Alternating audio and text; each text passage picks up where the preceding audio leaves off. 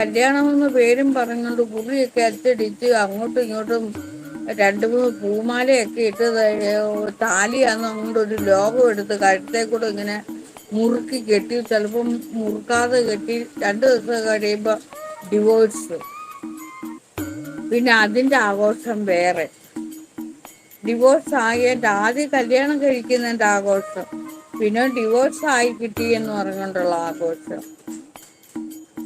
ഇതൊക്കെയല്ലേ നിന്റെയൊക്കെ ജീവിതത്തിൽ നടക്കുന്നത്? അല്ലേ? ആണോ അല്ലയോ? ഈ ലോകമാകമാനം അങ്ങനെയാ. ഇത് വന്ന അന്ന് അക്കാലം മുതൽ ഇന്ന് വരെ ഒരു കുഴപ്പമില്ലാതെ ജീവിക്കുന്നുണ്ട്. അപ്പൊ നിനക്കൊക്കെ അത് കാണുന്ന ഒരു രസക്കേട്.